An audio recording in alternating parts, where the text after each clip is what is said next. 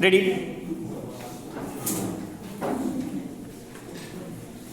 Ready start. Bharat जब British सरकार के अधीन था तब उठो जागो और तब तक नहीं रुको जब तक मंजिल प्राप्त न हो जाए जैसा संदेश देकर भारतीयों को जगाने वाले महापुरुष जिन्होंने भारतीय ज्ञान एवं आध्यात्म का डंका सारी दुनिया में बजाया, वैसे महान पुरुष स्वामी विवेकानंद को कौन नहीं जानता। भारतीय युवाओं के बीच उनकी लोकप्रियता का अनुमान इसी से लगाया जा सकता है कि वे आज भी 60% से अधिक शिक्षित भारतीय युवाओं के आदर्श हैं। स्वामी विवेकानंद, जिनके बचपन का नाम नरेंद्र नाथ दत्त था, का जन्म 12 जनवरी 1863 को कलकत्ता के सिमुलिया नामक स्थान में हुआ था।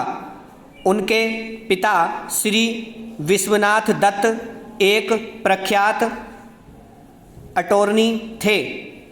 समृद्ध परिवार में जन्म लेने के कारण उन्होंने अच्छे स्कूल में शिक्षा प्राप्त की तथा स्कूली शिक्षा के बाद कलकत्ता के प्रसिद्ध प्रेसिडेंसी कॉलेज में दाखिला ले लिया।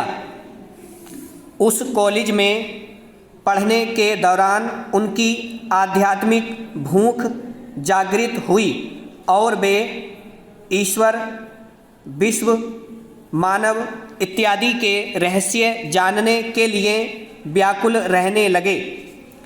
इसी दौरान उन्हें किसी ने रामकृष्ण परमहंस के बारे में बताया, जिनकी विद्वता एवं प्रवचनों की चर्चा कलकत्ता के शिक्षण संस्थानों के साथ साथ संभ्रांत समाज में भी होने लगी थी। नरेंद्रनाथ ने भी उनसे मिलने का विचार किया। नरेंद्रनाथ ने परमहंस से अपनी पहली ही मुलाकात में प्रश्न किया, क्या आपने ईश्वर को देखा है? परमहंस ने इस प्रश्न का मुस्कुराते हुए जवाब दिया, हाँ, मैंने ईश्वर को बिल्कुल वैसे ही देखा है जैसे मैं तुम्हें देख रहा हूँ। परमहंस के इस उत्तर से नरेंद्रनाथ न केवल संतुष्ट हो गए बल्कि उसी समय उनको अपना गुरु भी मान लिया। इसी घटना के बाद उन्होंने सन्यास का निर्णय लिया। सन्यास ग्रहण करने के बाद जब वे एक परिव्राजक के रूप में भारत भ्रमण पर थे, तब खेतड़ी के महाराज ने उन्हें विवेकानंद नाम दिया।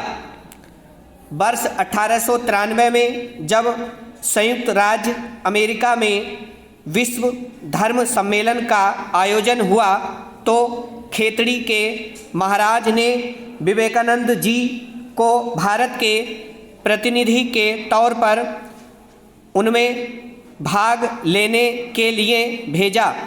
11 सितंबर 1893 को इस सभा के स्वागत भाषण में स्वामी जी ने श्रोताओं को संबोधित करते हुए जैसे ही कहा, अमेरिका के भाइयों और बहनों, वैसे ही तालियों की गड़गड़ाहट से वहाँ का वातावरण गूंजने लगा।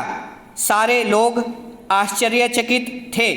पृथ्वी के ठीक दूसरे छोर से आया हुआ एक व्यक्ति पराये देश के लोगों को अपना भाई बहन मानकर संबोधित कर रहा था। प्रणाम।